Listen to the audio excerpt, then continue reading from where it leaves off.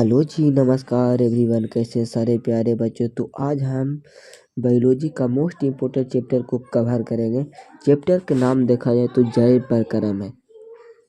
First chapter है life process, जो exam की दृष्टि से देखा जाए तो काफ़ी इम्पोर्टेंट चैप्टर है।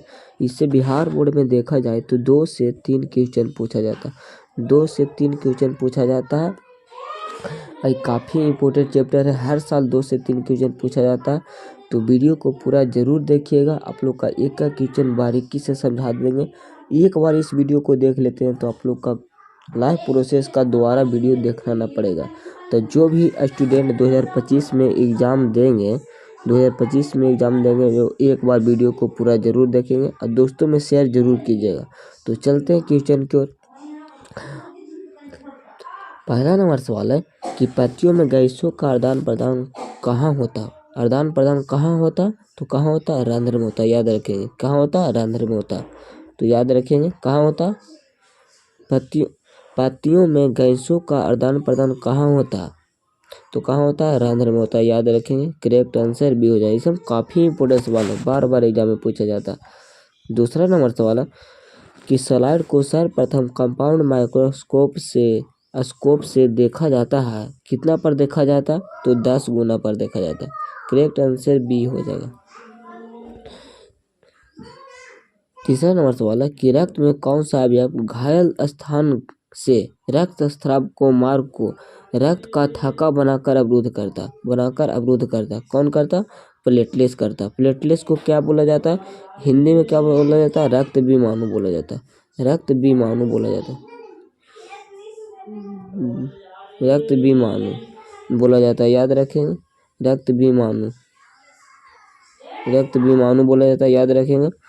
यहाँ से आप लोग का 2 क्वेश्चन आप पूछा जाता है कि आरबीसी का जीवन काल कितना दिन का होता है, तो 120 दिन का होता है। याद रखेंगे। आरबीसी का जीवन काल कितना दिन का होता है, तो 120 दिन का होता है। और डब्ल्यूबीसी का जीवन काल कितना दिन का होता है, तो 12 से 20 दिन का होता है। 12 से 20 दिन का होता है। इसमें काफ़ी इंपॉर्टेंट सवाल है। इसमें ट्रिपल स्टार मार देते हैं, एकदम काफ़ी इंपॉर्टेंट सवाल है। तो चलते अगले सवाल की ओर। चौथा नंबर सवाल है कि हृदय से रक्त को संपूर्ण शरीर में पंप किया जाता है। किससे शरीर में पंप किया जाता है, तो किससे द्वारा किया जाता है, नीले द्वारा किया जाता है। करेक्ट आंसर बी हो जाएगा। तो याद रखेंगे। तो चलते अगले सवाल की ओर। अगला नंबर सवाल है कि पादप में जाइलम उत्तरदायी है। पादप में जाइलम, जा से कुछ होता है जाइलम, और जा से जल संवहन के लिए होता है। करेक्ट आंसर ये हो जाएगा। तो याद रखेंगे। अगर पूछ देगा फ्लोएम किसके लिए उत्तरदायी है, तो फ्लोएम फूड का वहन के लिए होता है। तो याद रखेंगे। तो चलते अगला सवाल की ओर। 6 नंबर सवाल है कि निम्नलिखित में से किसे कोशिका का ऊर्जा मुद्रा के रूप में जाना जाता है। कोशिका के ऊर्जा मुद्रा के रूप में जाना जाता है, तो एटीपी का जाना जाता है। एटीपी, तो एटीपी का फुल फॉर्म क्या होता है, एडिनोसिन ट्राइफॉस्फेट। याद रखिएगा। तो करेक्ट आंसर बी हो जाएगा। और एटीपी का फुल फॉर्म आप लोग याद रखिएगा, एडिनोसिन ट्राइफॉस्फेट। तो चलते अगले सवाल की ओर। 7वां नंबर सवाल है कि आहार नाल का सबसे लंबा भाग है। आहार नाल का सबसे लंबा भाग कहाँ होता है, तो छोटी आंत होता है। कौन होता है, छोटी आंत होता है। करेक्ट आंसर बी हो जाएगा। तो याद रखेंगे। 8वां नंबर सवाल है कि स्वपोषी पोषण के लिए आवश्यक है। स्वपोषी पोषण के लिए क्या आवश्यक, CO2, क्लोरोफिल, सूर्य के प्रकाश। इसका आंसर उपयोग सभी हो जाएगा। तो याद रखेंगे। ये काफ़ी इंपोर्टेंट सवाल है, ये बार बार एग्जाम में पूछा जाता है। तो इसमें भी ट्रिपल स्टार मार देते हैं। इसमें काफ़ी इंपोर्टेंट सवाल एग्जाम के लिए। 9वां नंबर सवाल है कि ऑक्जिन है। ऑक्जिन क्या है, एक हार्मोन है। याद रखेंगे। करेक्ट आंसर सी हो जाएगा। इसमें काफ़ी इंपोर्टेंट सवाल है। 10 नंबर काफ़ी इंपोर्टेंट सवाल, ट्रिपल स्टार मार देते हैं। ये बार बार एग्जाम में पूछा जाता है। द्विखंडन होता है। द्विखंडन किस में होता है, अमीबा में होता है, पैरामीशियम में होता है, या लिस्मानिया में होता है, या उपयोग सभी में। इसका आंसर उपयोग सभी में होता है। तो याद रखेंगे।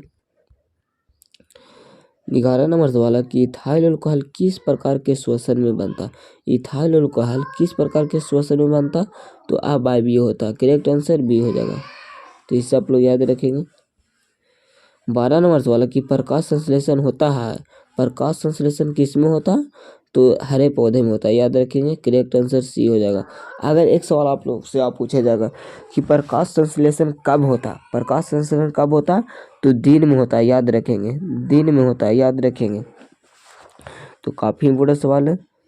अगला नंबर सवाल है कि हरे पौधे कहलाते हैं, हरे पौधे क्या कहलाते हैं, तो उत्पादक कहलाते हैं। क्या कहलाते हैं, उत्पादक कहलाते हैं।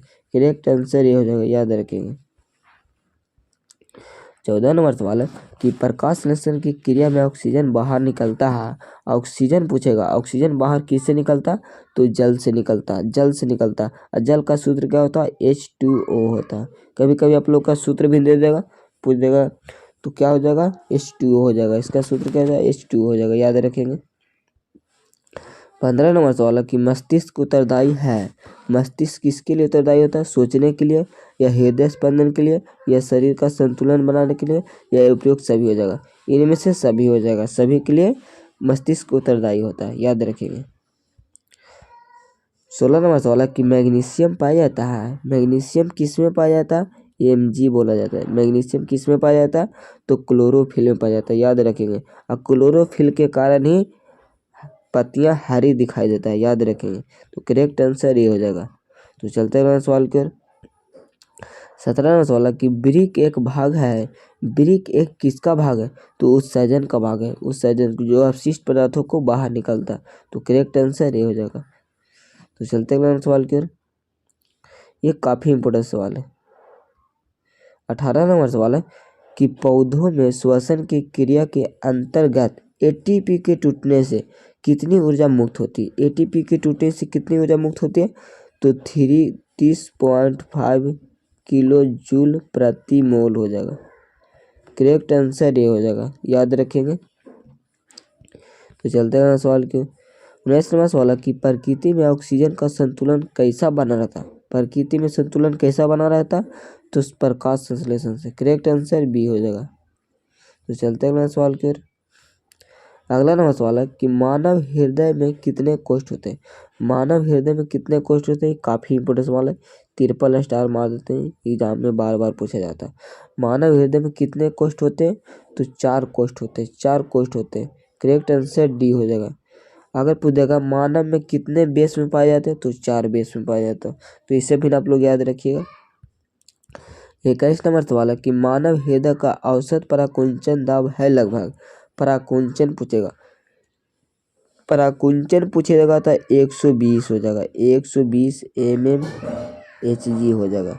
अगर पूछ देगा अनुशीतलन, अनुशीतलन पूछ देगा, अनुशीतलन पूछे देगा तो 80 mmHg हो जाएगा। तो इसे आप लोग याद रखिएगा, दोनों काफ़ी इंपोर्टेंट सवाल है एग्जाम के लिए। तो इसका क्या हो जाएगा, 120 mmHg हो जाएगा। करेक्ट आंसर ही हो जाएगा। तो चलते हैं सवाल की ओर। 22 नंबर सवाल है कि पौधों में बाष्पोत्सर्जन किस भाग में होता है। पौधों में बाष्पोत्सर्जन किस भाग में होता है, तो पत्ता में होता है, याद रखेंगे। करेक्ट आंसर सी हो जाएगा। अगला नंबर सवाल है कि यकृत से निम्न में से कौन सा रस निकलता है। यकृत से, लीवर से कौन सा रस निकलता है, लीवर से कौन सा रस निकलता, तो पित्त रस निकलता है, याद रखेंगे। 24 नंबर सवाल है कि इसमें समानता किसका उपयोग कोशिका द्वारा ऊर्जा उत्पादन के लिए होता है। ऊर्जा उत्पादन के लिए किसका उपयोग हम लोग करते हैं, तो ग्लूकोज के करते हैं। करेक्ट आंसर सी हो जाएगा। अब ग्लूकोज के सूत्र क्या होता है, C6H12 और O6 होता है। ग्लूकोज का सूत्र क्या होता है, C6H12O6 होता है। तो इससे आप लोग याद रखेंगे। तो चलते हैं सवाल की ओर। 25 नंबर सवाल है कि डायलिसिस मशीन द्वारा रक्त को शुद्धिकरण की प्रक्रिया कहलाती है।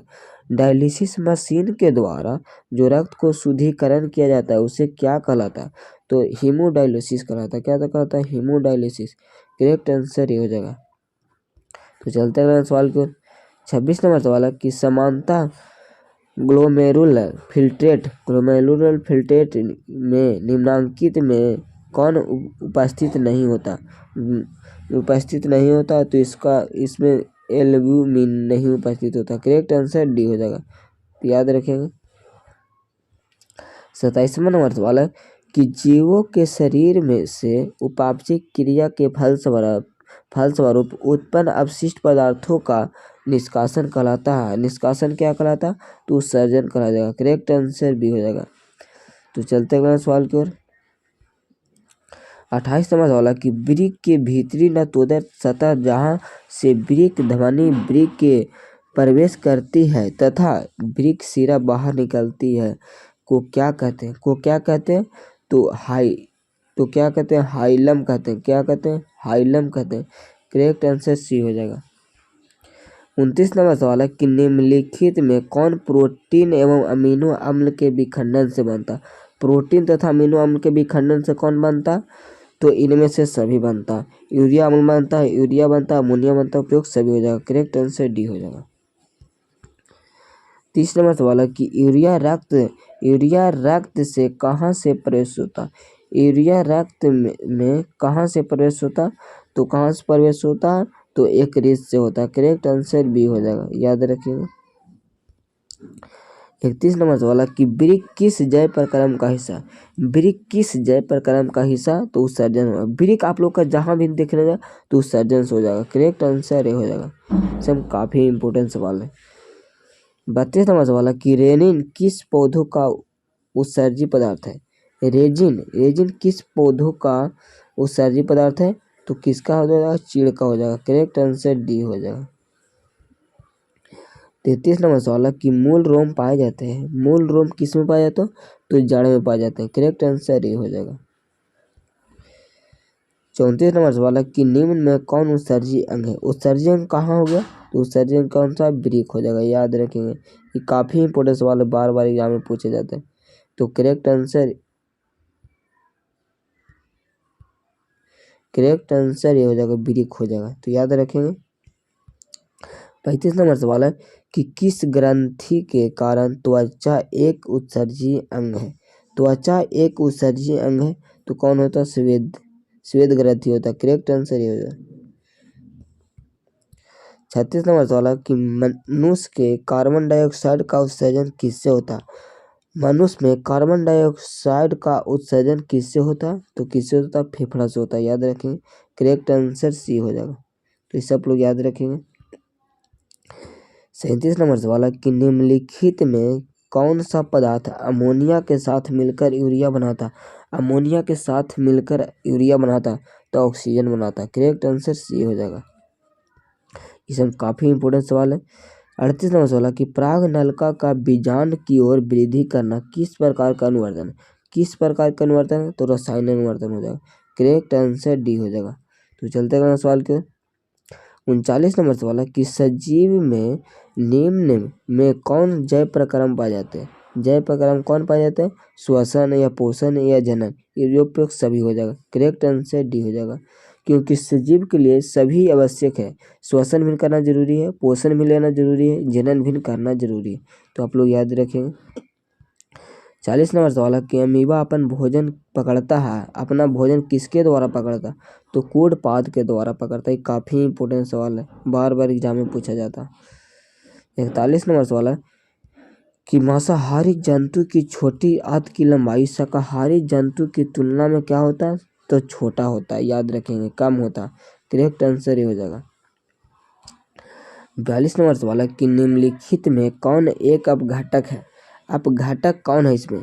जो सड़े गले पदार्थों को अपघटित करता है, जो मिट्टी में मिला देता है, उसी को बोला जाता है अपघटक। अपघटक कौन होता है? तो बैक्टीरिया होता है। करेक्ट आंसर सी हो जाएगा, तो याद रखेंगे। 43 नंबर सवाल है कि मनुष्यों में सांस लेने और छोड़ने की क्रिया क्या कहलाता है? क्रिया क्या कहलाता है? तो श्वास कहलाता है। करेक्ट आंसर बी हो जाएगा, याद रखेंगे।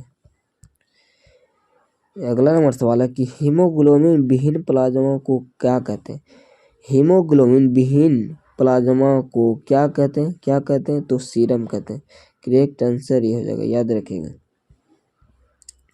45 नंबर सवाल है कि निःश्वासन द्वारा निकली वायु में रहती है। निश्वास द्वारा निकली वायु में रहती है। निकली वायु में क्या रहती है? तो CO2 रहती है। करेक्ट आंसर ये हो जाएगा। तो चलते हैं सवाल की ओर। अगला सवाल है कि रक्त इनमें किसकी उपस्थिति के कारण लाल दिखाई देता है? लाल किसके कारण दिखाई देता है? तो हीमोग्लोबिन के कारण दिखाई देता है। करेक्ट आंसर बी हो जाएगा। तो आप लोग कमेंट बॉक्स में बताइएगा वीडियो आप लोगों का कैसा लगा। अब वीडियो को ज़्यादा से ज़्यादा शेयर कीजिएगा। तो आज के लिए इतने ही। जय हिंद, वंदे मातरम।